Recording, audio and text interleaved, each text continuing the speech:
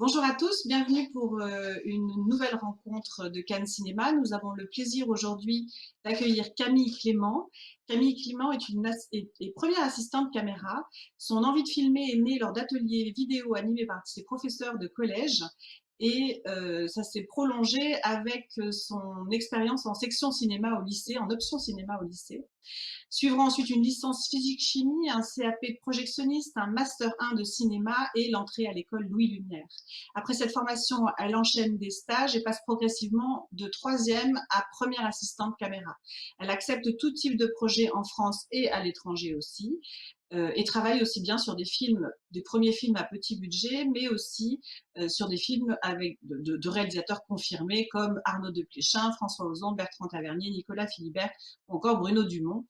Mais elle travaille également sur des séries, Engrenage et Baron Noir, par exemple. Et Camille Clément résume sa passion et sa motivation par cette phrase: s'adapter et se remettre en question pour chaque projet est une des choses qui me paraissent les plus intéressantes dans mon métier. Camille Clément, bonjour, merci d'être avec nous. Bonjour.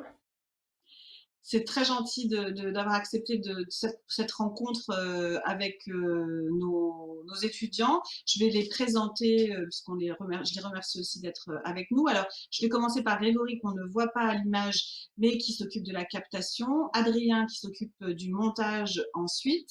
Et voilà, dans les élèves présents, alors dans l'ordre sur l'image, on a donc Elliot, qui est élève en BTS audiovisuel en section montage au BTS du lycée Carnot à Cannes.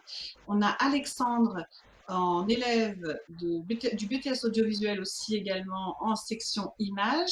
On a Manon qui est élève en option cinéma au lycée Bristol.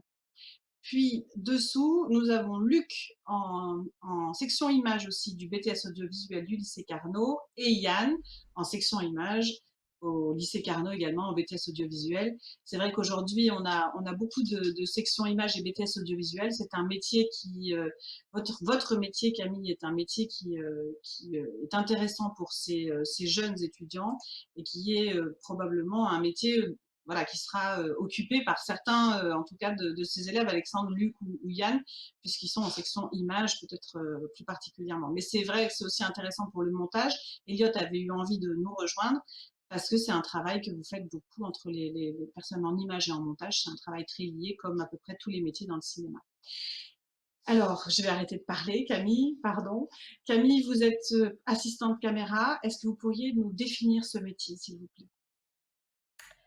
Alors, comme son nom l'indique, l'assistant caméra s'occupe du matériel caméra. C'est la personne qui est responsable du bon fonctionnement du matériel. Il doit faire en sorte qu'on ait le matériel dont on a besoin au bon moment sur le tournage et en état de fonctionnement. Donc, ça va être l'entretien de la caméra et de tous ses accessoires, avoir toujours des cartes, des batteries. Voilà, en gros, pour ce qui est du travail technique. Après, c'est souvent une équipe hein, qui, sur du long métrage, est généralement composée de trois personnes, le premier, le second et le troisième. Et le premier assistant, son rôle, ça va être pendant les plans de faire le point pour que l'image soit nette, pour que les comédiens soient nets pendant les plans. Donc, c'est notre principale activité toute la journée. Euh, En dehors de ça, on est aussi chef d'équipe puisqu'on gère le second et le troisième assistant. Donc ça va être la coordination de cette équipe pour essayer, moi, ma vision des choses, c'est d'essayer au maximum d'effacer la technique qui peut être un peu imposante des fois avec du matériel assez lourd, pour laisser le plus de place possible à la mise en scène, au réalisateur et à ses comédiens, parce que c'est quand même l'essentiel. Pour moi, l'essentiel, de ce qu'est un plateau, quoi. Donc laisser toute la place possible, et donc essayer d'être le plus efficace et le plus discret possible, avec nos problèmes techniques pour, laisser toute cette place à la mise en scène. Et le premier assistant est aussi la personne qui va être à côté du chef opérateur ou cadreur, si c'est pas la même personne qui occupe, ces 2 postes. Toute la journée, on est à côté de la caméra et donc, on est là pour l'assister, essayer de le soulager un maximum, je sais pas, pour toutes sortes de problèmes, être à son écoute, essayer de répondre à des questions que d'autres personnes peuvent avoir, à sa place pour lui faire gagner du temps, qu'il puisse se concentrer sur la lumière, sur ce qu'il a à faire. Voilà, c'est en gros un métier où il y a beaucoup de facettes, comme beaucoup de métiers du plateau. Oui, apparemment. J'espère le découvrir avec vous. On a une question d'Eliott pour commencer. Alors, moi, ma question est, comment vous en êtes arrivé à ce poste et est-ce que vous avez suivi un parcours, spécifique, un cursus, scolaire ou enfin, quel est votre cursus? Voilà.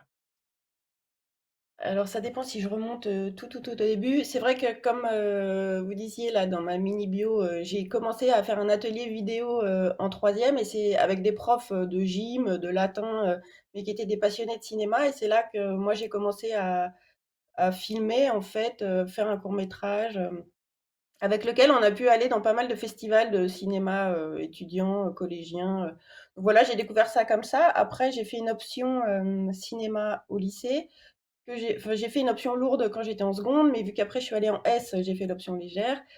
Après ça, vu que j'avais déjà dans l'idée de passer les concours, tels que la FEMIS ou l'UMER, il faut être bac+2, donc je suis partie faire de la physique. Mais pendant mes années de physique, je me sentais bien loin, de tout, un peu le côté artistique, de la chose, donc j'ai complété avec un master de cinéma.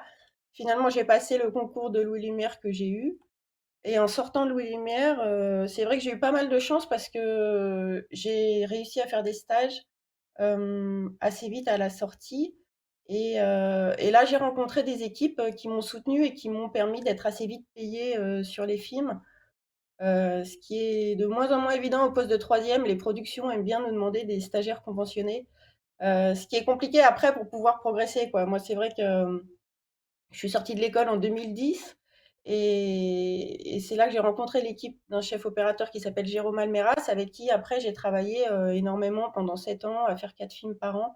Et c'est eux qui m'ont permis en fait hein, de passer de stagiaire à troisième, puis seconde, et quand la seconde est partie être première, c'est souvent après une question de chance de quel mouvement il y a dans les équipes, qui est-ce qu'on rencontre à quel moment. Donc il y a beaucoup de hasard en fait dans tout ça. Et puis c'est vrai que moi, j'ai essayé un maximum de faire tous les projets possibles pour rencontrer, un maximum de gens. Je viens pas du tout du milieu du cinéma, au niveau de ma famille, donc moi je connaissais absolument personne et c'est en acceptant tout, que j'ai pu rencontrer des gens, en fait. Voilà, ça s'est fait comme ça, petit à petit. Merci beaucoup, c'est très intéressant. Alors, Merci. on va enchaîner avec une question de Manon. Vous avez déjà commencé un peu à répondre, mais là, voilà, on va rentrer un peu plus dans le détail. Allez-y, Manon. Ah oui, ma question c'est, quelles sont les personnes avec qui vous travaillez le plus souvent et le plus directement sur un tournage? Alors c'est ça qui est bien, moi je trouve dans notre métier, enfin dans mon métier, c'est qu'on est quand même en contact avec, pas mal de gens.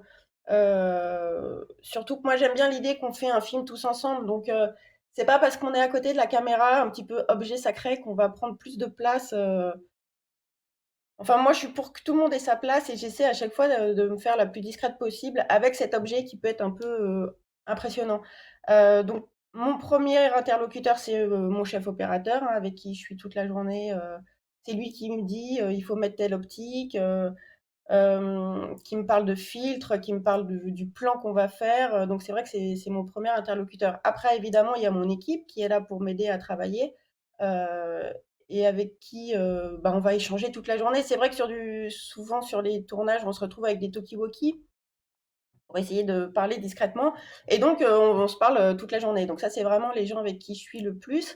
Après autour de la caméra, il y a aussi le chef machiniste avec qui je travaille beaucoup, notamment s'il y a des plans qui sont en mouvement, où il y a des déplacements et donc on travaille ensemble en fait pour essayer de se synchroniser et on arrive au mieux à faire les plans en travaillant ensemble. Heu, on travaille évidemment avec, le réalisateur, hein, avec qui on échange quand même, sur le sens du plan, sur qu'est-ce qu'on fait au niveau du point, s'il y a des bascules de points, comment est-ce que ça se passe, sur quelle réplique, tout ça donc et c'est vrai au fil du tournage, on a quand même aussi une relation de confiance qui s'établit avec le réalisateur et donc on va après de plus en plus pouvoir échanger avec lui. Bon après ça dépend aussi des réalisateurs et de leur rapport à l'équipe, hein. Ça reste très rien n'est vraiment figé dans le marbre. À chaque fois, il faut se réadapter à des façons de travailler, quoi. On travaille aussi beaucoup avec l'assistant réalisateur qui, lui, va connaître le déroulé de la journée et donc c'est avec lui qu'on va pouvoir échanger pour avoir des informations sur les plans à venir, sur les changements de décor, toujours dans un souci d'efficacité et de faire gagner du temps à tout le monde. Quand on prépare un plan, si c'est un plan compliqué pour lequel on a besoin de prendre des points, c'est à lui qu'on va dire qu'on a terminé de travailler pour qu'il puisse lancer le reste. Voilà. On travaille aussi avec le perchman, qui est quelqu'un qui est très proche de nous et souvent un soutien pour les plans difficiles. Selon les plans, par exemple, c'est vrai qu'on est souvent tous les deux à devoir être proches des comédiens et de la situation qui se passe parce qu'on a besoin de la voir. Et par exemple, pour des plans de déambulation dans des couloirs où on n'a pas la place d'être à côté, il faut qu'on soit tous à la queue leu-leu, bah là, on va travailler avec le perchman pour qu'à tel moment, tu as plus besoin que moi de voir, de passer devant, donc je te laisse la place. Comme ça, on fait une petite chorégraphie pendant les plans pour que chacun ait sa place pour pouvoir travailler. Voilà, mais aussi, je peux discuter avec... vu que moi, j'ai vraiment... je vois l'image en permanence. J'essaie de me soucier un peu du travail de tout le monde, donc je regarde si pour les costumes, on voit pas les HF dans les costumes des comédiens, donc comme ça j'interviens, enfin je peux discuter avec la costumière, lui signaler des choses qu'elle aura peut-être pas vues, parce que moi je suis très très proche, donc je les vois aussi en direct.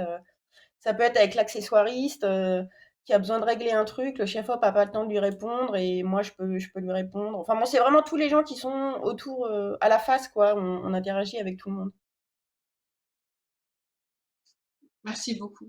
On va continuer avec 2 questions d'Alexandre. Alexandre. Alors, moi j'aimerais savoir si vous vous êtes formé à la fois à l'argentique et au numérique. Et du coup, si oui, c'est quoi les différences de manipulation ou de rendu de l'image qui en découlent? Alors moi, j'ai eu la chance de faire mon école, donc Louis Lumière, de 2007 à 2010. Et à cette époque, la majorité de la formation était encore en argentique. On faisait 2 tiers d'argentique, 1 tiers de numérique. Aujourd'hui, je crois que c'est plus le cas. Ils continuent à faire un peu d'argentique, mais c'est plutôt 2 tiers numérique, 1 tiers argentique. Donc c'est vrai que moi, la majorité de ma formation, je l'ai faite en argentique. C'était le début du numérique. Et donc finalement, je l'ai plus appris après enfin, au fil de mes années enfin, en travaillant, que vraiment à l'école où il n'y avait pas encore toutes les caméras d'aujourd'hui qui étaient sorties. Voilà. Donc après, assez vite, quand je suis sortie, c'est le moment où ça a été l'explosion du numérique. Un de mes premiers stages que je faisais, moi, c'était encore en 35, quand j'étais stagiaire vidéo. Après, j'ai pu faire quelques courts-métrages, moyens-métrages en pellicule. Assez vite, le numérique a tout envahi. Euh, et pendant pas mal d'années, on voyait vraiment plus beaucoup de pellicules. On a un peu d'espoir aujourd'hui parce que depuis 2 ans peut-être, à chaque fois que moi je vais faire des essais chez un loueur, il y a toujours une caméra argentique qui est sortie. Donc c'est pas, il y a une petite renaissance en fait, je pense. C'est pas, ça revient un peu. On a passé le tout numérique pour revenir à quelque chose de plus diversifié, quoi. Notamment dans le cinéma un peu indépendant. Il y a quand même pas mal de réalisateurs qui souhaitent tourner en 35, beaucoup de courts-métrages qui se tournent en 16 millimètres. Voilà, ça revient. Après, l'autre question, c'était sur la différence Oui, c'est ça. concrètement sur le tournage, c'est ça? Euh, alors c'est sûr que avec le numérique est venue une prolifération de la technologie moderne, un peu on pourrait dire. Donc les, il y a beaucoup plus d'écrans sur le plateau. La grosse différence, c'est que du coup, on voit en direct ce qu'on fait avec quand même un rendu d'image assez précis de ce qu'on est en train de faire par rapport à l'argentique où il y avait que le chef opérateur hein, qui voyait dans sa tête ce qu'il était en train de faire. Donc ça, c'est sûr que ça amène une grosse différence de rapport au plateau où tout le monde voit et des fois tout le monde a tendance à vouloir donner son avis alors que c'est pas forcément le moment. Mais voilà, après, en termes de travail du premier assistant, c'est sûr que la façon de travailler le point est plus du tout la même parce que avec les caméras argentiques, il n'y avait pas un retour vidéo suffisamment précis pour pouvoir travailler dessus. Même si maintenant, dans les caméras 35, il y a des sorties HD, hein, ça se modernise aussi. Mais donc aujourd'hui, on travaille beaucoup plus à l'écran parce que aussi, on nous laisse beaucoup moins de temps pour faire des points et on a l'impression que on peut tout faire comme ça avec notre écran. Bon, moi j'essaie un maximum de pas travailler comme ça parce que sinon on perd complètement le contact avec le direct, le jeu des comédiens et l'émotion qui peut, un truc un peu instinctif, quoi. Moi, c'est vrai que je suis pas une adepte de la technologie à tout prix et j'aime bien pouvoir regarder ce pourquoi à la base on avait envie de faire du cinéma, qui était de regarder des comédiens, quoi. Euh, voilà, je sais pas si ça répond à la question. C'est sûr qu'on a un stress en moins qui est qu'on n'a pas à attendre le développement de l'image pour savoir si on a réussi ou pas. On le voit directement, ce qui permet de tout de suite dire ah non, ça j'ai pas réussi, de le recommencer. Enfin, tout le monde est au courant très vite de ce qu'on n'a pas réussi à faire à l'image. Et pour Voilà. rebondir un peu sur Après, ce que vous disiez, ah pardon, ouais, ouais, je ouais. vous en prie, allez-y. Par rapport à, vous disiez qu'il y avait des réalisateurs qui revenaient en fait à cette pellicule, que ce soit en 35 mm ou en 16 mm. Est-ce que vous savez pourquoi? Vous pourriez nous en parler un peu ou vous avez... Bah, je crois qu'il y a un peu le fantasme du vrai cinéma quand on est en pellicule. Après, c'est sûr que il n'y a pas la même concentration sur un plateau qui tourne en pellicule. Il y a quand même une rigueur qui vient généralement du manque de pellicule où on va répéter beaucoup et on va pas pouvoir faire beaucoup de prises. Enfin, il va y avoir quand même un stress sur le plateau un peu qui n'est pas le même en numérique parce que il y a eu au début du numérique cette sensation qu'on pouvait tourner en illimité, ce qui revient un peu, enfin on en revient un peu aujourd'hui parce que tous ces gigas et téras accumulés, ça a un coût aussi après au niveau du stockage, des disques durs. C'est sûr qu'un long métrage qui a une moyenne à 30 téras d'images, il faut pouvoir les stocker, il faut que le laboratoire puisse les stocker, les sécuriser, les traiter. Donc tout ça, c'est un coût en fait. Mais est resté quand même cette idée qu'on pouvait tourner beaucoup plus largement en numérique. Euh, et il y a des réalisateurs qui ont envie de cette contrainte de travailler comme ça avec une contrainte limite, enfin, de se limiter en termes de prise. Et après, il y a le rendu de l'image hein, qui reste l'argentique avec son grain particulier, sa douceur. Notamment pour le point, c'est sûr qu'il y a une douceur qui fait que des petits mous en 35 étaient plus tolérables que les mous aujourd'hui qui sont pas mous en fait, qui sont directement flous. On est net ou on est flou en fait. Euh, mais je pense que c'est aussi oui, un rapport un peu romantique à ce que peut être un tournage en pellicule et le rapport que ça apporte sur le plateau, même la concentration des comédiens, enfin tout, il y a une concentration qui est très différente, quoi. Merci beaucoup. On a une question de Luc pour continuer. Oui, est-ce que c'est sur un tournage, est-ce que c'est vous qui choisissez les caméras qui vont être utilisées? Alors non, ce n'est pas moi, c'est le chef opérateur avec selon la connaissance, les envies esthétiques du réalisateur, c'est ce duo-là plutôt qui choisit la caméra. Bon, des fois, les réalisateurs n'est pas du tout sensibles à tous ces aspects techniques. Donc, c'est le chef opérateur qui va choisir. Moi, je suis là pour l'aider au choix. Souvent, avant un tournage, on va faire des essais comparatifs où on va tester différentes caméras s'il a envie. S'il y en a des nouvelles qui sont sorties qu'il ne connaît pas et qu'il a envie de tester, combiner à différents essais d'optique aussi, d'objectifs, différentes séries qu'on va combiner avec différentes caméras et on va après regarder, on va aller au laboratoire, voir ça sur grand écran, ces essais pour se décider après pour le choix final pour le film. Mais c'est quand même toujours une volonté du chef opérateur, le choix de la caméra. Après, en fait, il y a des opérateurs qui sont rassurés de toujours utiliser la même caméra. Il y en a qui sont toujours avides de nouveautés et qui ont envie de tester les nouveaux trucs qui sortent et bon, il y en a beaucoup qui sortent un peu tout le temps, donc ça fait beaucoup de choses à tester. Mais ouais, non, ça appartient vraiment à l'opérateur, ce choix. Merci beaucoup. On a une question encore qui reste dans la partie un peu technique aussi, avec une question de Yann. Oui, moi je voulais revenir sur le matériel qui vous entoure et plus particulièrement les caméras et l'objectif. Est-ce que maintenant, avec votre expérience, donc vous connaissez toutes les spécificités des caméras ou des objectifs et comme le monde de l'audiovisuel a bien changé en 10 ans, et comment vous faites pour vous informer des évolutions qu'il y a? Alors, on va dire que plus on travaille, plus on rencontre, de matériel effectivement et plus on est chez les loueurs en essai, caméra, plus on va pouvoir avoir des discussions, sur les nouveautés. Ils vont nous dire: «Ah, tu vu, il y a ça qui est sorti», est-ce que enfin, voilà, c'est vrai qu'en étant immergé, en fait, on a une formation continue comme ça un peu, en discutant avec les loueurs ou alors en ayant des assistants à côté de nous sur les bancs d'essai d'à côté qui utilisent du matériel qu'on connaît pas, on va aller regarder, discuter avec eux. Donc c'est vrai qu'il y a une grosse partie qui se fait comme ça. Euh, Globalement aujourd'hui, c'est un peu les mêmes caméras qu'on utilise tout le temps, en tout cas pour du long métrage. Donc c'est vrai qu'on finit par les connaître.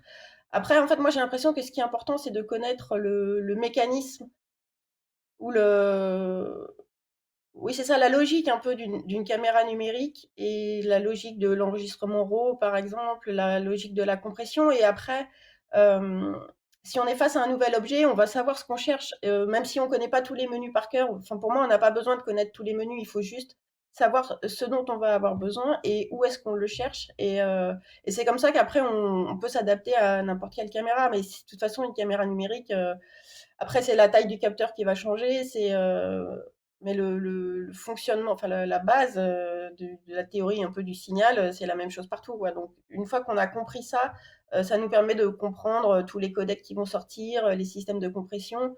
J'ai l'impression qu'il faut plus avoir des notions sur la théorie et après, on peut s'adapter à toute nouvelle technologie qu'on va rencontrer. Et à aller chercher dans les menus. De toute façon, en gros, on se sert tout le temps de la même chose, hein, la sensibilité, la température de couleur, savoir comment est-ce qu'on intègre des luttes, pour visualiser après sur le plateau. Ça, je sais pas si vous connaissez, mais voilà, enfin, on va tout le temps aller chercher la même chose dans les caméras parce qu'on se sert un peu tout le temps de la même chose, donc c'est comme ça qu'on s'adapte. Après, c'est vrai que moi, j'essaie de il y a le site de l'AFC qui a quand même, beaucoup d'informations sur, les nouveautés, l'association des chefs opérateurs là. Je lis l'American Cinematographer, qui est une revue de l'association des chefs-op américaines. Il y a le micro-salon, qui est un moyen aussi de rencontrer les gens, qui nous présentent des nouvelles choses. Voilà, c'est un peu comme ça qu'on se tient informé, je crois. Merci beaucoup. Après, moi, j'ai pas une passion pour. Je, je suis obligée de faire avec la technique, mais pour moi, c'est pas le plus important dans le cinéma. Enfin, il y a un truc, enfin, c'est indispensable et c'est hyper important d'être au courant mais pour moi, c'est pas forcément le cœur du cinéma, quoi. C'est des outils juste. Donc, c'est vrai que j'ai pas une fascination pour la technique. Merci beaucoup. On a une question d'Eliott à laquelle vous avez, je pense, partiellement répondu, mais Oui, on va quand enfin, même oui, essayer. je vais quand même la poser, vous l'avez abordé Oui. tout à l'heure, mais en quoi consistent concrètement des essais caméra qui précèdent un tournage? Précèdent. Alors, en fait, quand on prépare un film, d'abord, le chef opérateur t'appelle pour te dire bon, voilà, on va faire ce film. Là, en fait, on établit une liste caméra ensemble selon les besoins du film. C'est une liste caméra qu'on va fournir au loueur, qui va en discuter avec le directeur de production au niveau budget, hein, ce qui est quand même toujours une problématique assez fondamentale aussi dans le choix du matériel. Quel est le budget du film et qu'est-ce que le loueur est prêt à faire comme effort. Enfin bon, tout ça, c'est des paramètres qui rentrent quand même en jeu dans le matériel qu'on utilise. Une fois qu'on a établi cette liste, voilà, on arrive le jour des essais caméra, le premier jour des essais caméra. Euh, et l'idée des essais caméra, c'est de tout tester pour que après, au moment du tournage, tout fonctionne. Donc il y a d'une part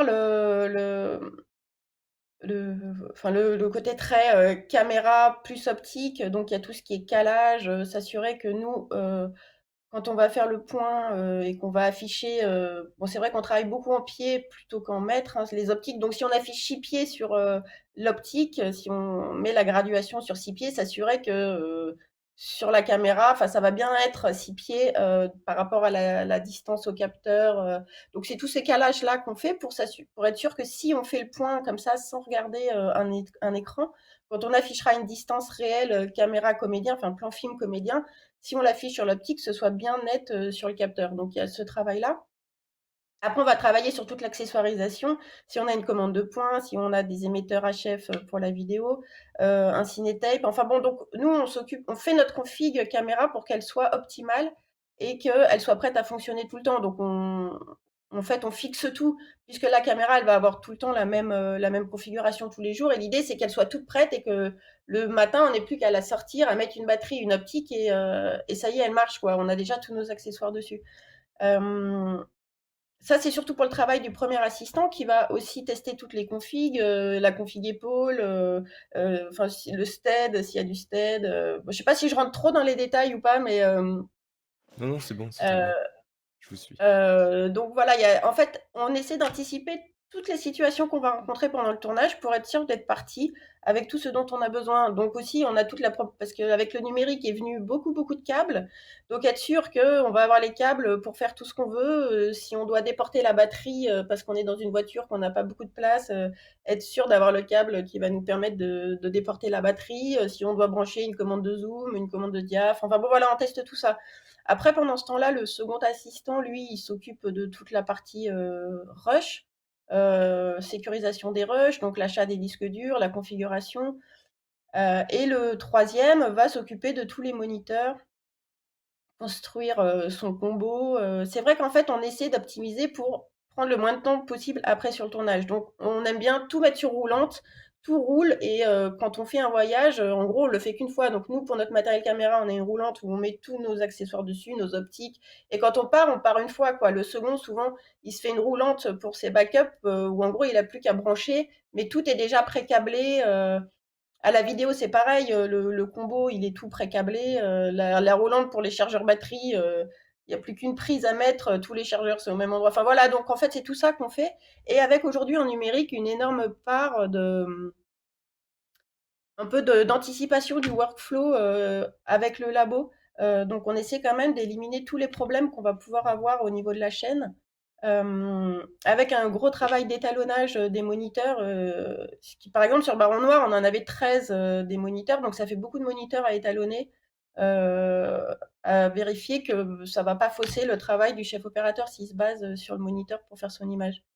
Voilà, c'est des allers-retours avec le laboratoire, être sûr qu'ils arrivent bien à traiter nos images correctement. On va travailler avec le chef machinot pour être sûr qu'on va avoir tous les bons accessoires, pouvoir clipper la caméra dans toutes les configurations. Travailler avec, on va aussi prendre contact avec l'ingénieur du son, savoir s'il veut un retour image, est-ce qu'on met du son dans la caméra, comment est-ce qu'on, enfin, bon voilà, c'est toutes ces choses pour qu'après le premier jour sur le tournage, on soit prêt. Mais Merci c'est beaucoup. de plus en plus long en fait, hein.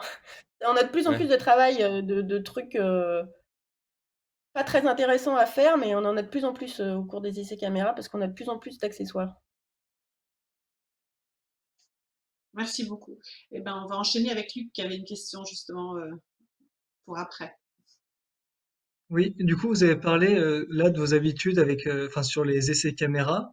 Est-ce que aussi sur les tournages, vous avez comme ça des automatismes ou des choses que vous faites tous les jours en arrivant?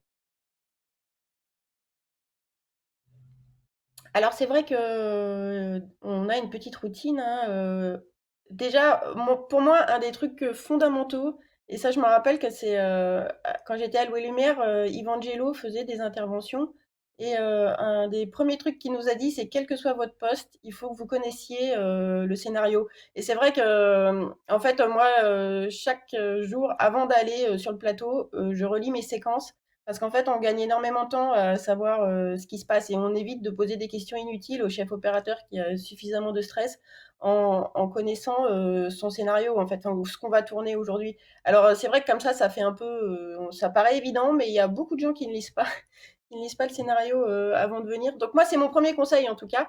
Après, Souvent sur un tournage, on a 1 heure de préparation le matin, sauf si on a besoin de plus, si c'est un jour où il y a de la grue, où il y a des équipements un peu longs. Mais sinon, on a 1 heure de prépa, donc c'est un peu tout le temps pareil, hein. On arrive dans notre camion parce que tout notre matériel est dans un camion et on sort notre matériel. Je pense que ce qui est important quand tu es premier assistant, c'est d'essayer d'apporter la caméra sur le plateau allumée, même si elle n'est pas finie, d'être tout équipée, même si avec une optique, et juste pour que l'opérateur et le réalisateur puissent commencer à travailler. Donc moi, c'est vraiment ma première préoccupation quand j'ouvre le camion, c'est d'amener la caméra sur le plateau. Et après, de commencer à travailler sur le plan. Bon, il y a toujours le nettoyage, vérifier que ton capteur est propre, que tes optiques sont propres, mais d'arriver le plus vite possible sur le décor. Et après, c'est le second et le troisième qui vont s'occuper de ramener tout le reste. Après, toi, tu restes à côté de la caméra. C'est vrai que quand tu es premier assistant, tu es collé à la caméra, tu bouges pas de la face, en fait, de toute la journée.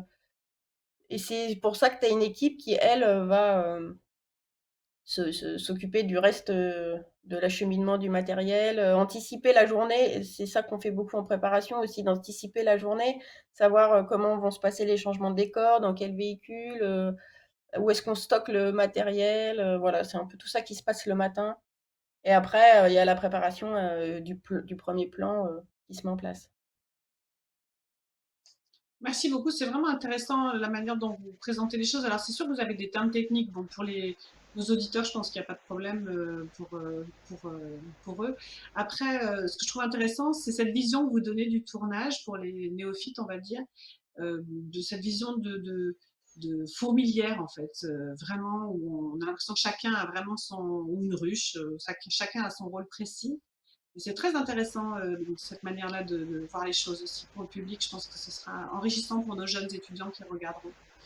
Pardon. Bah, je pense que c'est quelque chose, pardon si je peux rajouter un petit truc, c'est Oui, quelque chose que oui. tout le monde ressent quand on arrive sur un plateau où en fait on ne comprend pas ce qui se passe. Enfin, d'un seul coup on dit moteur et on n'a rien vu bouger. Enfin, c'est vrai et moi-même quand je vais sur un plateau sur lequel je ne travaille pas, on a toujours l'impression on comprend pas ce qui se passe en fait. Parce que chaque équipe communique sur son canal de Toki et ça reste comme ça très discret. Et c'est vrai que chacun sait ce qu'il a à faire sur un plateau. Et tout se fait comme ça, on ne sait pas trop comment. Et d'un seul coup, c'est moteur et tout le monde est prêt, quoi. Enfin, si l'assistant réa, c'est bien lui, tout ce qui se passe, comment est-ce qu'il coordonne toutes les équipes. Mais c'est vrai qu'il y a vraiment ce truc de fourmillement et où chacun sait ce qu'il a à faire, quoi. C'est très intéressant de vous entendre, je trouve. On a une question d'Alexandre pour continuer. Alors, en tant que premier assistant, du coup, il y a quand même une grosse responsabilité puisqu'il faut lancer les enregistrements et faire le point. Est-ce que c'est que au début du tournage ou tout le long du tournage, il y a toujours un track de rater ou de devoir recommencer, etc. Je crois que c'est tout le temps. Enfin non, il y a quand même des plans qui sont plus difficiles que d'autres. Hem, En fait, ça dépend beaucoup, ça dépend beaucoup des plans, quoi. Et des fois, il y a une journée qui va commencer très simplement, un début de film qui va commencer très simplement, et puis d'un seul coup, ça se complique parce que les conditions de lumière, par exemple, font que le chef opérateur ou ça peut être une volonté esthétique aussi, hein, mais de travailler à des diaphes très ouverts avec très peu de profondeur de champ. Et là, d'un seul coup, ça va dépendre de nos comédiens. Si quand ils font un texte normalement assis sur une chaise, s'il bouge comme ça, là, d'un seul coup, pour nous, juste un gros plan de quelqu'un assis, ça va devenir très compliqué s'il y a peu de profondeur de champ. Donc en fait, le stress, il vient un peu quand on comprend ce que va être le plan. Euh, et c'est vrai il peut un peu surgir à plein de moments sur le film. C'est vrai qu'après, il faut réussir à le gérer parce que des fois, quand on rate un plan, on perd complètement la confiance. Et c'est un des gros travails qu'on apprend au fil des films, en fait, et de l'expérience qu'on acquiert à ce poste, c'est de surtout pas rester dans un état de perte de confiance, en fait, parce que sinon, toute ta journée, ça va être un enfer, quoi. Donc, il faut réussir à très vite oublier le plan compliqué que tu viens de faire pour passer à autre chose. Et en permanence, on est comme ça, en train de se dire, bon, bah voilà, maintenant celui-là c'est terminé et on passe à autre chose, on passe à autre chose et à chaque fois on tourne la page quoi, sur un plan. Après, je crois On que continue. Ouais, pardon, excusez-moi, Non, j'ai c'est toujours très bien, beaucoup c'est de très trucs à bien. raconter. Je me rappelle que quand j'ai commencé à faire le point, un des premiers assistants avec qui j'ai appris énormément de choses m'avait dit, de toute façon, tu sais, pour chaque plan, il y a une technique. Et ça, des fois, c'est assez rassurant de se dire qu'on peut quand même mettre en œuvre des systèmes de prise de points pour te rassurer, quoi. Bon, après, il y a un côté complètement prise de risque, hein, dans le fait de faire le point sur un plan.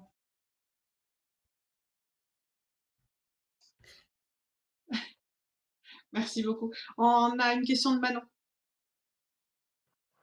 Oui, alors ma question c'est, travaillez-vous régulièrement avec des cadreurs ou des directeurs de la photo? Avec Avec les les mêmes. mêmes, pardon. Cadreurs Ouais, et avec les directeurs de la mêmes. photo. Désolée. Bah oui, comme je vous disais, moi j'ai commencé avec une équipe avec laquelle j'ai beaucoup travaillé. Après, c'est vrai que vu que le premier assistant restait premier assistant, moi j'ai eu envie, enfin je suis allée rencontrer d'autres gens.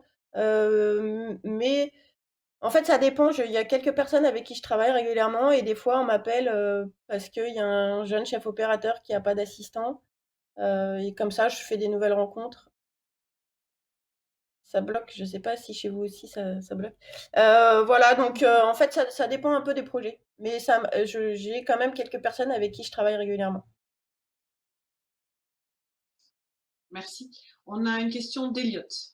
Alors, vous avez aussi partiellement abordé la question, hein, on est d'accord, mais Oui, oui, je suis là, sûre pour qu'on le va coup, je trouver. pense que c'est presque même répondu déjà. C'est surtout une question à propos de la hiérarchie sur un tournage, puisque vous êtes dirigé du coup par un chef opérateur ou par un cadreur, et vous avez sous vos ordres les deuxième et troisième assistants et l'assistant caméra adjoint. Est-ce que pour vous, cette hiérarchie est si importante? Mais je pense que la réponse est rapidement répondue. Alors, tu crois que c'est quoi ce que je vais répondre? Bah que oui, c'est important puisque c'est des rôles à Ouais. part entière. Et qu'on on peut pas les permuter entre eux, c'est complètement différent. Ouais, puis en fait, c'est vrai que des fois c'est un peu compliqué à comprendre que sur un tournage tout le monde a l'air un peu sympa, détendu, mais en vrai, souvent les anciens, enfin, ceux qui ont connu une autre époque du cinéma te disent qu'un plateau c'est l'armée, et c'est pas totalement faux, mais c'est plus, je pense, dans le sens d'une concentration, parce que c'est vrai que quand on est à la face, par exemple, si on est sur un petit décor, à la face, il va y avoir le chef opérateur, le réalisateur, le perchman et l'accessoiriste et l'assistant caméra, par exemple, et les comédiens. Et les gens vont être loin avec le combo en arrière. Et en fait, des fois, on se rend pas compte de la tension qu'il y a sur un plateau ou de quelles sont les difficultés du réalisateur. Ce qui est bien quand tu es premier assistant, c'est que tu es au cœur du plateau, quoi. Donc, tu vois vraiment tout. Et là, je trouve que l'intérêt dans un système un peu de hiérarchie, c'est que tu peux sentir la tension d'un plateau et préserver soit le chef opérateur, soit le réalisateur de questions dont ils n'ont pas besoin à ce moment-là parce que c'est pas leur problème, quoi. Eux, ils voudraient juste réussir à avoir leur scène. Et donc, c'est vrai que moi, même quand je m'adresse, enfin, je parle toujours au chef opérateur et si après au fil de la confiance qui s'établit avec un réalisateur, je peux lui parler directement. Mais moi, mon premier interlocuteur, c'est toujours le chef opérateur. Et c'est pareil pour mon second, je lui demande toujours de me passer l'info à moi. Et si j'estime que on en a déjà parlé, mais qu'il n'était pas là et que ce problème est réglé, ça sert à rien d'aller lui poser la question de nouveau. Donc en fait, voilà, le troisième parle au second, me parle à moi, et moi je parle au chef opérateur qui dit des trucs au réalisateur. Et c'est pas pour brider c'est pas pour brider les idées, parce que n'importe qui peut relever un truc que personne n'a vu dans l'image, qui est important. Euh, mais c'est juste pour une histoire de concentration, en fait, et de pas venir déranger les gens alors qu'ils ont déjà plein d'autres problèmes pour des choses un peu anodines, quoi. Donc c'est vrai que c'est plus dans ce sens-là que je trouve que c'est important d'essayer de respecter une hiérarchie sur le plateau. Oui, d'accord, merci, en tout cas. Alors, on va continuer avec une question de Yann. Alors, vous anticipez un peu presque toutes les questions à venir. Ah là là, vite. Vous êtes très forte. Ah, Yann, à vous. Donc moi je voulais revenir donc, plus sur donc votre métier est très technique, mais du coup vous devez faire aussi vous êtes aussi sensible aux volontés artistiques de la réalisation. Est-ce qu'il vous arrive de faire des suggestions artistiques? Quand je dis suggestion, ça peut être aussi la vitesse, par exemple, de la bascule de points. Ça peut être aussi une notion artistique. Donc je voulais savoir si vous arrivez à faire des suggestions. Et si oui, à qui? Si oui, à quoi? Si oui, à qui vous faites les suggestions Ah oui, oui. Bon, alors c'est vrai que moi, c'est ce que je préfère dans mon métier, hein, c'est-à-dire être enfin, pouvoir participer à la construction du plan. C'est sûr qu'avec le point, on peut faire énormément de choses au niveau de la mise en scène. Pour ça, il faut avoir un réalisateur un peu sensible. Il y a des réalisateurs qui savent pas du tout utiliser le point, ça les intéresse pas. Bon, il y en a d'autres qui vont avoir envie de ça. Donc là encore, il faut s'adapter un peu en fonction du réalisateur, mais c'est sûr qu'une bascule de point qui n'était pas prévue peut d'un seul coup, on peut en avoir envie comme ça. Alors là aussi, ça dépend du chef-op et du réa. Des fois, tu vas pas la faire spontanément pendant une prise sans avoir demandé l'autorisation. Et puis des fois, il y a des réalisateurs qui te disent mais sens-toi libre si tu sens quelque chose. Donc à des moments, tu vas pouvoir proposer comme ça. Après, c'est vrai que moi, quand je fais une proposition au niveau du point, j'en parle toujours au chef opérateur d'abord. euh, Parce qu'en fait, des fois, on a des idées comme ça qui nous paraissent hyper intéressantes et en vrai, ça plante le chef-op. Si il y a quelqu'un en amorce enfin, ou qui est en avant-plan très flou et d'un seul coup on décide de basculer le point sur lui parce qu'en termes d'émotion ça peut être super. Mais si le chef-op a pas du tout prévu de l'éclairer, enfin il était éclairé pour être flou devant et pas qu'il y ait le point sur lui, on peut piéger un peu le chef-op si d'un seul coup on propose ça et que le réalisateur adore cette idée et qu'en fait il va falloir peut-être rééclairer ou enfin bon. Donc c'est vrai qu'à chaque fois, moi j'en parle d'abord au chef opérateur, mais c'est quand même une partie hyper intéressante du travail du point, de pouvoir faire des propositions comme ça. On a une question de Manon. Oui, alors ma question, c'est l'un de vos collègues a dit un jour, le perchman est comme moi, il bosse sur l'instant, en direct. Si on se plante, tout le monde le sait, mais si tout se passe bien, personne ne s'en rend compte. Que pensez-vous de cette citation? C'est bien vrai. C'est pour ça que souvent on est assez solidaire avec le perchman parce que bon, c'est pas en fait on a souvent quand un plan est facile pour un perchman, il est difficile pour moi et quand le plan est difficile pour le perchman, il est plus facile pour moi. Donc c'est vrai que on se soutient beaucoup. C'est quand même moi souvent quelqu'un dont je suis très proche sur le plateau parce que on voit nos difficultés. Par exemple, sur Baron Noir, c'était des décors avec énormément de miroirs partout, dans tous les sens, et des miroirs biseautés, où même les coins, en fait, n'avaient pas la même réflexion parce qu'ils étaient biseautés. Et donc pour le perchman, c'était un enfer pour trouver sa place. Et c'est vrai que d'un seul coup, on se rend compte que c'est dur pour lui quand il est en reflet dans l'image. Et que tant qu'on le voit pas, on se rend pas compte du travail incroyable qu'il est en train de faire pour réussir à placer sa perche, satisfaire son ingénieur du son qui veut toujours que la perche soit le plus près possible, et lui trouver des solutions pour passer quoi. Donc c'est vrai que c'est un peu la solitude du perchman et de l'assistant qui réussissent des trucs quand personne se rend compte. Mais bon, c'est comme ça, Le jeu. c'est aussi ce qui fait le charme de notre métier, hein. Merci. Luc avait encore une question. Oui, donc il y a certaines scènes avec des conditions assez compliquées pour faire le point. Par exemple, avec des véhicules très rapides ou comme vous disiez tout à l'heure, avec une faible profondeur de champ si un personnage se balance. Est-ce que vous aimez ce genre de plan, ce genre de défi justement de mise au point? Bah, oui, c'est quand même un peu pour ça que c'est pour l'adrénaline du plan, hein, qu'on aussi c'est un métier assez incroyable. C'est vrai qu'après, heu, des fois la difficulté, vient de façon un peu inattendue où au début tu crois que c'est un plan facile et d'un seul coup, le réalisateur demande au comédien de se rapprocher, de se rapprocher, de se rapprocher et puis il finit, la tête dans le pare-soleil et tu l'avais c'est bon, ça a coupé? Non.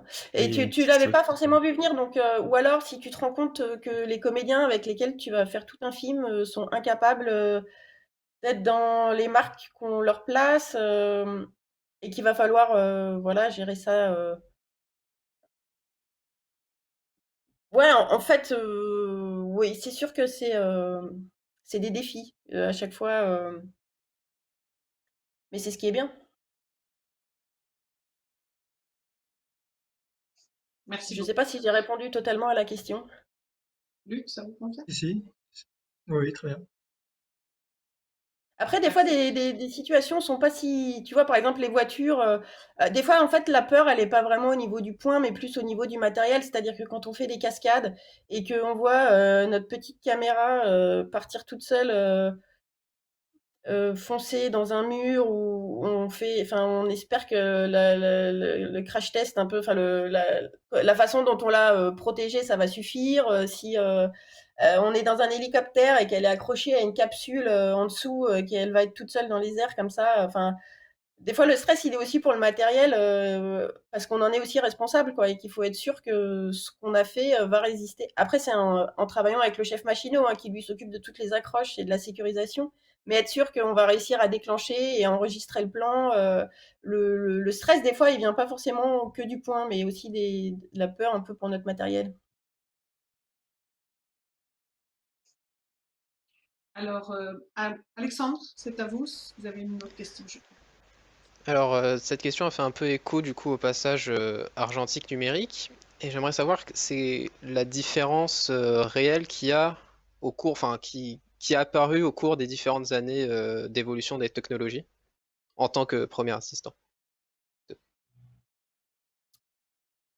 Euh, Bah, c'est vrai que de plus en plus, on se tourne vers toi et on dit: «Bon, bah, on y va direct», ah oui, oui, enfin, et c'est pas que moi qui suis concernée, c'est aussi le perchman, et c'est vrai que de plus en plus souvent, on lance la caméra, on n'a pas fait de répétition, on sait pas ce qui va se passer dans le plan, on sait pas comment les comédiens vont bouger, et on y va quand même. Donc ça, je crois que c'est quand même une petite tendance, qui s'accentue, même si ça a sûrement déjà existé avant, mais ça devient un peu une généralité de allez, on y va, on va bien voir, et ça se trouve, on aura de la chance, le plan va bien se passer. Donc ça, c'est sûr que c'est une évolution. Euh, il y a aussi les évolutions techniques qui ont permis d'envisager des plans qu'avant on n'aurait pas envisagé, ne serait-ce parce que nous, enfin, le fait de pouvoir avoir notre image, des fois en HF, avec une télécommande de points, et de pouvoir tout faire à distance comme ça, et qu'on puisse prendre de la distance avec la caméra, ça fait qu'on peut faire des plans où nous, on n'a pas la place pour voir en direct, en fait, mais c'est pas grave parce qu'on peut, les gens disent qu'on peut voir sur notre écran. Euh, Par exemple, justement, dans un petit couloir où il y a la place pour personne, on va plus se poser la question de où est la place de l'assistant pour qu'il puisse voir la scène. On se dit, bon, bah, il va pouvoir voir dans son écran. Donc ça, je pense que ça amène des modifications aussi, et la possibilité de faire d'autres plans qu'on n'aurait pas fait avant. Euh, oui, voilà, bon, c'est vrai qu'on veut tourner vite, et puis que des fois, il y a un peu la frustration de pas avoir... parce que nous, c'est vrai que les assistants, ils aiment bien avoir en gros tout net, quoi. Et des fois, c'est pas possible dans les conditions dans lesquelles on travaille. Et des fois, on est un peu à la pêche, on est à l'épaule, on tourne dans tous les sens, on sait jamais ce qui va se passer, et on est un peu comme ça, à essayer de faire au mieux, mais bon, on n'est pas tout le temps très satisfait. Mais bon, après, je pense qu'il faut rester souple, hein. Et puis, il y a d'autres films où on continue à pouvoir répéter, faire des points. Enfin, tout ça, ça dépend des films. Mais c'est vrai qu'il y a cette tendance à tourner sans répéter maintenant. C'est sûr que c'est de plus en plus courant. Merci. Maintenant, on va enchaîner avec une question de Yann. Donc vous avez travaillé pour le cinéma, mais aussi donc pour les séries télé comme Le Baron Noir. Est-ce qu'il y a une différence dans les conditions de tournage, mais aussi au niveau du travail sur l'image? Je pense que les deux vont de pair. Alors, bah, c'est vrai que globalement, on a de moins en moins de temps pour faire. Ça s'applique aussi, cette réduction du temps, au long métrage, hein, où on fait des longs métrages de plus en plus courts. En série, c'est sûr qu'on a encore plus de minutes utiles à faire par jour. Le J'ai l'impression que, enfin, en tout cas de mon expérience, moi j'ai travaillé sur Engrenage et Baron Noir, j'ai pas fait énormément de séries. Heu, j'ai l'impression qu'en tant que premier assistant, la différence est pas énorme. La grosse différence, c'est pour le chef opérateur qui se retrouve à avoir beaucoup moins de temps pour préparer, pour éclairer, à avoir systématiquement 2 caméras, donc faire de la lumière pour 2 caméras. Par exemple, sur Baron Noir, on tournait énormément en plan séquence au stead. Et donc on tournait à 360 avec le réalisateur qui avait une commande de zoom dans la main, donc c'est lui qui zoomait. Mais donc on commençait en plan très très large, au 15 mm, et on tournait dans tous les sens. Et c'est vrai que pour le chef-op, c'était un casse-tête de savoir comment éclairer en fait ces 360 degrés, et tout ça en ayant un rythme très très important. Je pense que c'est surtout pour le chef-op que c'est beaucoup plus intense une série. Enfin, il faut très vite avoir les solutions qui vont marcher pour tous les plans, quoi. Merci beaucoup. Elliot, c'est à vous. Merci. Alors moi, une question plus sur le long métrage, du coup. Vous avez travaillé sur Roubaix, une lumière d'Arnaud Desplechin, qui restitue la lumière de cette ville, mais dans une ambiance spécifique, avec un travail très précis sur les visages. Est-ce que vous pouvez nous parler de cette expérience et plus généralement de votre travail avec le réalisateur? L'expérience par rapport à la lumière, tu veux dire? En Oui, tout cas, enfin je par sais que rapport à ce film c'est puis la lumière que vous mettez. c'est le troisième film d'Arnaud Desplechin, moi, auquel je participais. Euh, et c'est vrai que c'est des expériences de cinéma un peu incroyables. Tout ce pourquoi on a voulu faire du cinéma, c'est franchement ce qu'on retrouve sur les tournages de ces films, parce que lui, il a une énergie incroyable, c'est quelqu'un qui travaille énormément en amont, donc il va y avoir une rapidité sur le tournage assez. Enfin, il faut suivre, quoi. Et puis il est ultra, ultra exigeant. Mais à la fois, c'est quelqu'un qui connaît le métier, vraiment profondément le métier de tout le monde sur le plateau.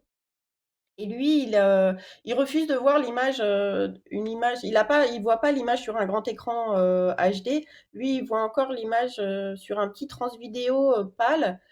Donc, il a pas envie de voir un grand écran. Il est avec son petit écran comme ça, tout seul. Et lui, il se met au pied de la caméra, très très proche des comédiens. Et malgré tout, dans son petit écran, il voit absolument tout. Il va voir les ondes de perche. Il va voir là où tu t'es un peu planté au point.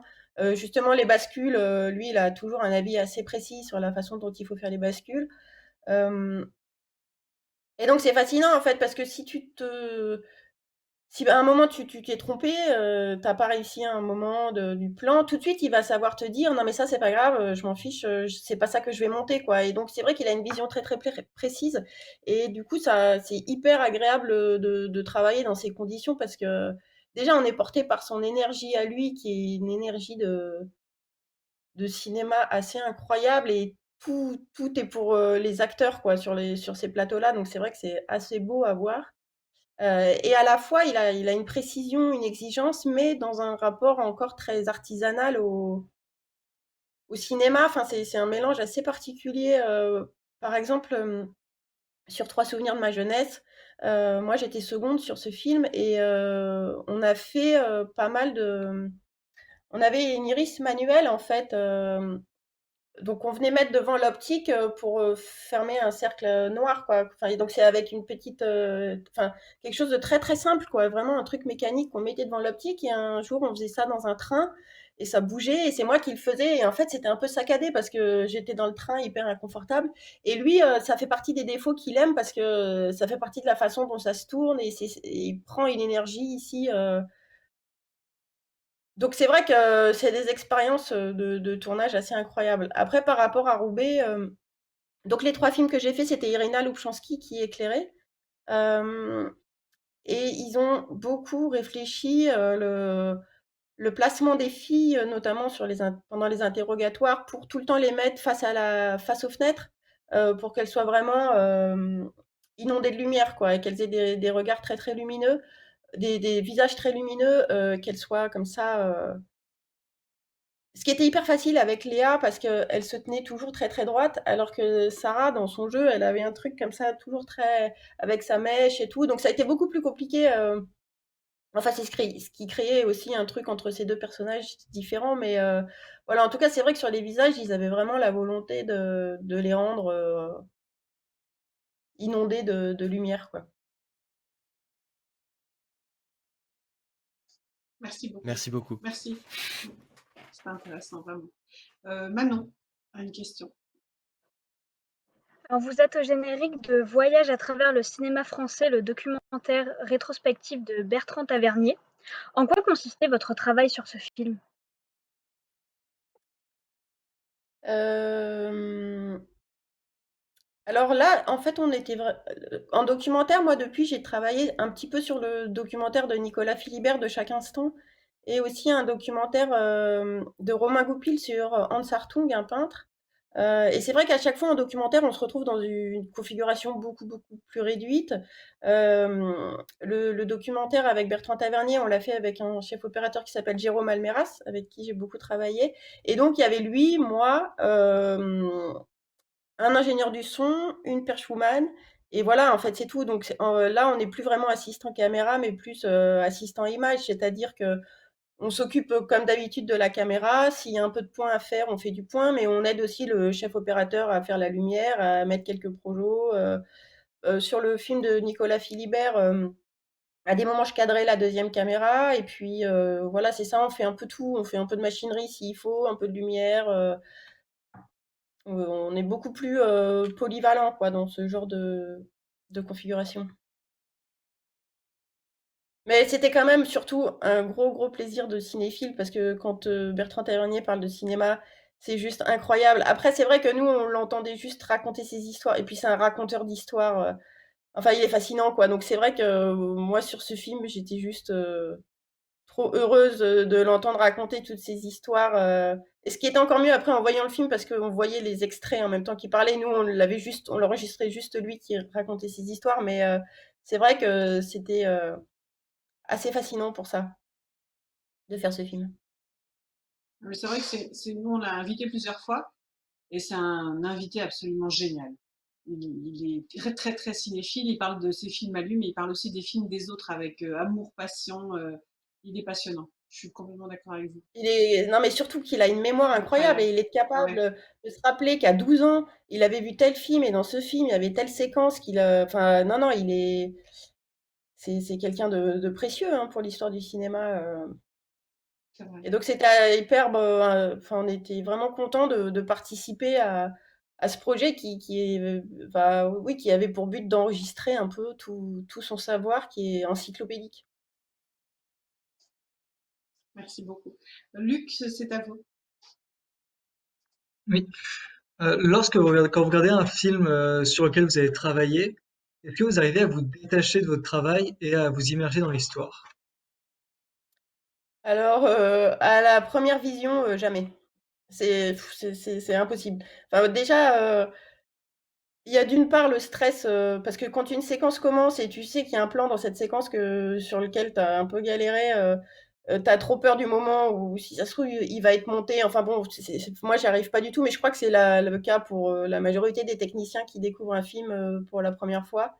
Euh, Après, ça dépend aussi du tournage qu'on a vécu.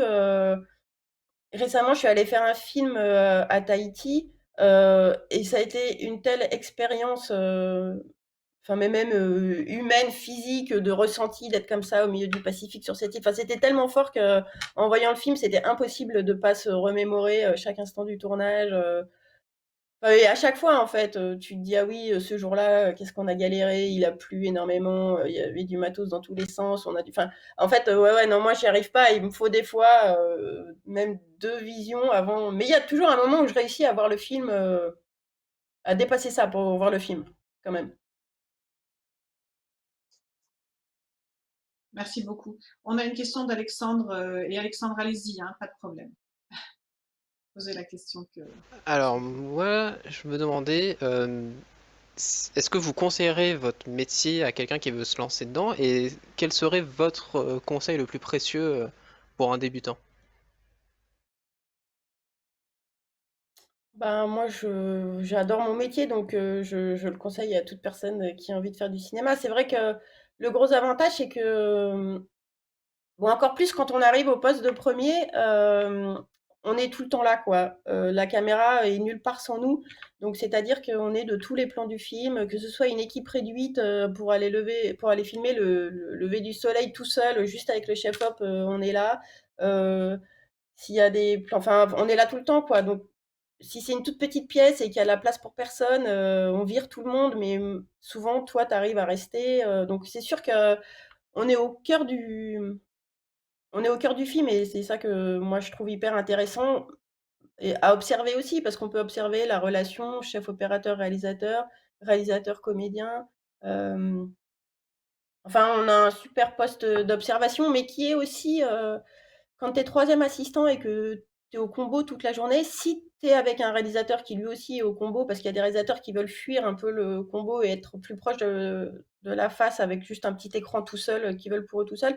Mais quand tu es troisième et que tu passes ta journée à regarder l'écran, tu apprends aussi énormément hein, sur la lumière, sur comment Enfin, c'est sûr qu'on est un poste d'observation assez privilégié, je trouve. Et mon conseil,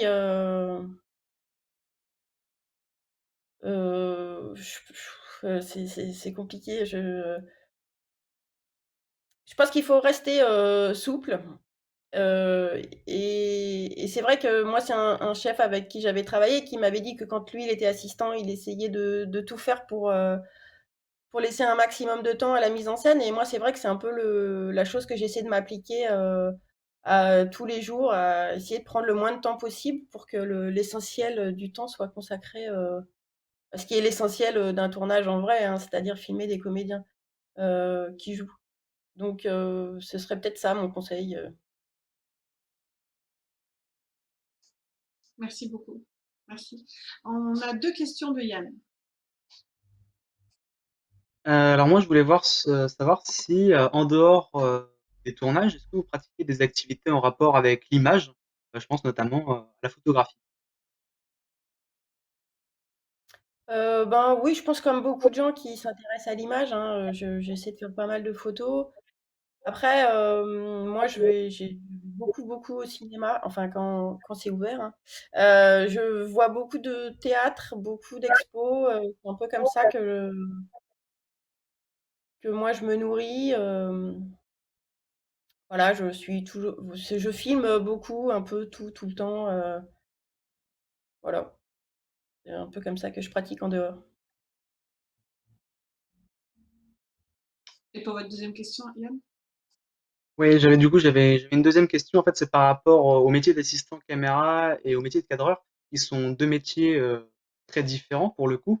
Et en fait, je voulais savoir si vous, vous voyez en tant que cadreuse plus tard, ou alors si vous voulez rester assistant caméra. Je pose cette question-là parce que on voit aujourd'hui des gens de 40, 50 ans faire encore assistant caméra parce qu'ils adorent ça et qu'ils veulent pas forcément passer cadreur.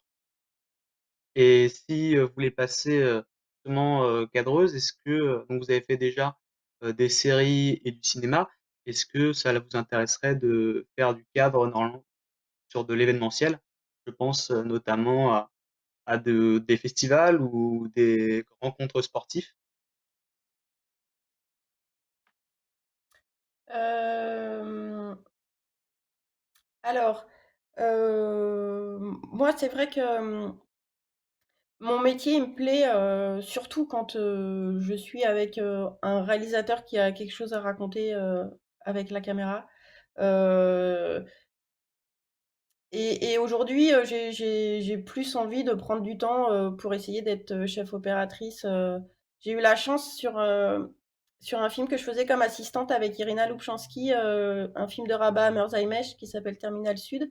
Et en fait, Irina, le film s'est décalé et en fait, le film d'Arnaud Desplechin-Roubaix, s'enchaînait assez vite et il fallait qu'elle parte, préparer le film, et elle avait prévenu Rabat, le réalisateur, qu'elle allait certainement pas pouvoir finir avant de commencer le film, et donc elle lui avait dit peut-être qu'il vaut mieux que tu prennes quelqu'un d'autre, et lui il a dit non non, c'est toi qui le fais, et puis c'est Camille qui le finira. Et c'est vrai qu'Irina m'a soutenue là-dedans, et je me suis retrouvée à finir comme ça ce long métrage. Et ça, c'était une chance incroyable, et une super expérience. Donc c'est vrai que moi j'essaie de prendre un peu plus de temps aujourd'hui pour faire des courts-métrages, pour prendre le temps d'éclairer des courts-métrages, et c'est vrai que c'est quand même maintenant ce qui m'intéresse le plus. Je suis aussi très intéressée par le documentaire. Après, l'événementiel, c'est quelque chose que je connais peu, mais en fait, pourquoi pas. Enfin, euh, dès qu'il y a quelque chose où il y a une énergie, enfin où il se passe quelque chose dans ce qu'il y a à filmer, en fait, moi ça m'intéresse. Après, c'est vrai que les événements sportifs, je n'y connais pas grand-chose, donc je sais pas si je serais la meilleure personne pour ça. Mais Ouais, moi, je suis prête à tout faire un peu, moi. Merci. On a une question, une dernière vraie question d'Eliott. Enfin, je dis vraie question parce qu'après les deux Ouais. autres questions sont des questions qui reviennent un peu à qu'on pose à tous les invités. Donc, vas-y, Eliott. Allez-y, Bon, ma pardon. question a été répondue, du coup, je la modifie complètement. Je voulais vous demander, vous, quel est votre rapport avec le montage et les monteurs, les salles de montage? Est-ce que c'est des choses, enfin, est-ce que vous allez en salle de montage? Est-ce que vous y êtes convié? Voilà. Et si on vous y Euh, convie, est-ce que vous y allez? Voilà, ma Alors, question. moi, j'y vais avec beaucoup de plaisir, hein, surtout que j'ai beaucoup hésité, en fait, avant de faire de l'image à faire du montage. Donc, enfin, c'est une étape assez fondamentale dans la construction d'un film aussi. Euh, Par exemple, j'ai travaillé sur Quai d'Orsay de Bertrand Tavernier, mais à l'époque, j'étais troisième assistante. Et Bertrand, tous les soirs, il conviait toute l'équipe qui avait envie de venir voir les rushs en salle de montage. Et donc, tous les soirs, si on voulait, on pouvait se retrouver avec le monteur et lui à regarder. C'est vrai que moi, j'y suis pas mal allée. Euh, donc dès que c'est possible. Après, au cours du film, on a des échanges souvent avec l'assistant monteur, parce que c'est lui qui va synchroniser et récupérer nos images. Donc s'il y a un problème, si on a besoin de lui donner des spécifications techniques, attention, là on a tourné à telle image seconde, là on a dû passer à 24 plutôt que 25. Enfin bon, donc on a pas mal d'échanges avec le montage à ce niveau-là. En préparation aussi, bon, on échange pas mal avec le montage. Par exemple, sur les films d'Arnaud Desplechin, sa monteuse voit les rushs tous les jours. Et en fait, vu qu'on n'a pas le temps de passer par le labo, parce qu'il faudrait qu'il traite les images, tout ça, nous, on lui fait une copie de notre enregistreur externe qu'on a là, de notre combo qu'on a en plus sur le tournage. Et donc, on lui fait tous les jours une copie. Et donc, c'est vrai qu'on est aussi en relation, par exemple, là, dans ce cas particulier, avec la monteuse tous les jours. Pour qu'elle reçoive les images et après qu'elle fasse son retour. Euh, mais non, bah c'est complètement indissociable. Enfin, c'est une partie du film, donc c'est sûr que c'est hyper intéressant, hein. D'accord. Merci beaucoup, en tout cas. Allez, Manon, l'avant-dernière. Alors voilà, moi je voulais savoir en fait si vous aviez un rapport cinématographique ou cinéphilique particulier avec la ville de Cannes. Alors moi, Cannes, j'y suis venue, en tout cas au festival, pour la première fois quand j'étais à la fac de cinéma. Et c'est vrai que pour nous, ça avait été enfin une assez grosse excitation de venir pour la première fois à ce festival et de découvrir. On avait quand même un peu déchanté sur la facilité à s'intégrer dans les endroits quand t'étais juste personne en fait.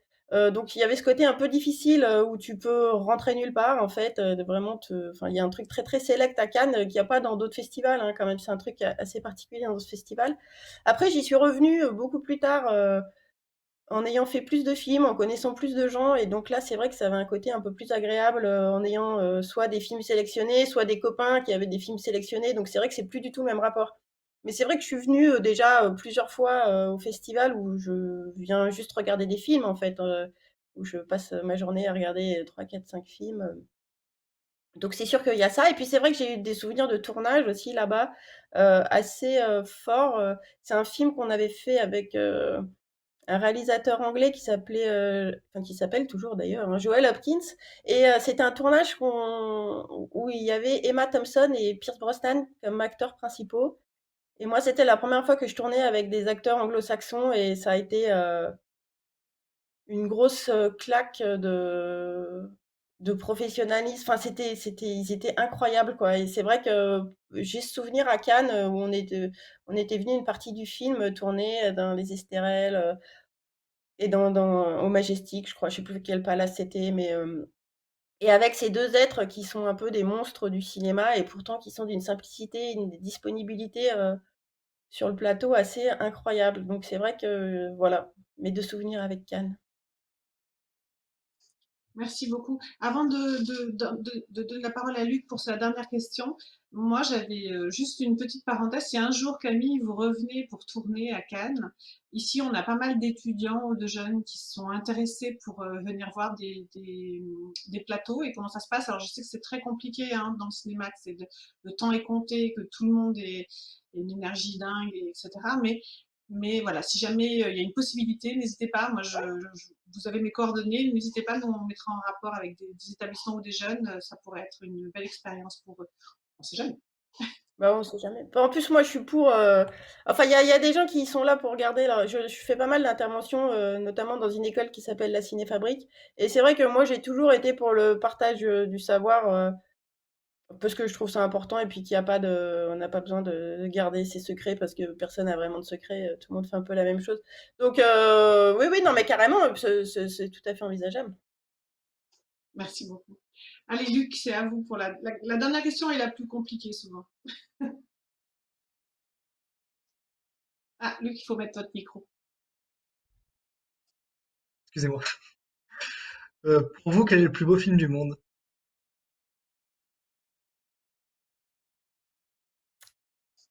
Alors ça, c'est vraiment le genre de question où je suis très nulle. J'ai jamais su faire des classements, j'ai jamais su faire mon top 10 de mes films préférés. Euh,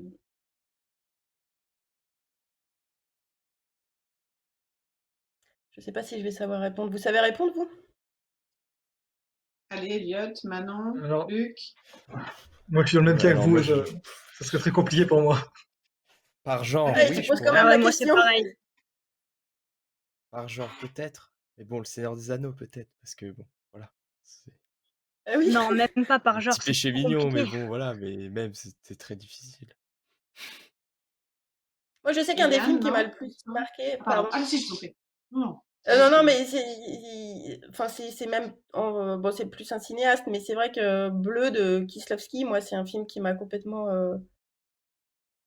imprégné, mais aussi au niveau de l'image. Mais en fait, il y en a des milliards, enfin pas des milliards, mais il y en a vraiment beaucoup des films qui vont te toucher à des endroits différents selon les époques où tu les vois. Donc, mm, et ouais, je sais pas répondre à cette question. Non, c'est très bien, vous inquiétez pas, y a pas de problème. On sait que c'est une question qui est compliquée. Et puis souvent, quand on en a un, il y en a à peu près 10 qui ressortent tout de suite après, puis après d'autres, et ça, c'est sûr. En tout cas, Camille, Ouais. merci beaucoup. Merci de nous avoir partagé cette ambiance de tournage, parce que vous nous avez tellement... Là, je suis partie en voyage avec vous, moi. Alors, je ne sais pas Ah, si bah, c'est tant mieux. pareil pour les jeunes qui étaient là, qui nous ont écoutés. Mais c'était Oui, vraiment oui. très intéressant. Vous pouvez remettre vos micros hein, pour terminer.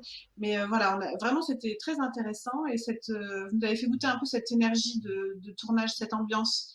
Et voilà, vraiment, merci beaucoup, Camille. C'était très intéressant. Merci beaucoup, oui. C'est vrai que Merci je beaucoup. partage ce sentiment. Voilà. Bah, si jamais il y a Oui, d'autres merci questions beaucoup. qui viennent à un moment, hein, vous pouvez avoir mes coordonnées, il n'y a pas de problème. Je pourrais répondre à d'autres questions ultérieurement, s'il faut. Ok, bah, je partagerai à nos camarades si besoin.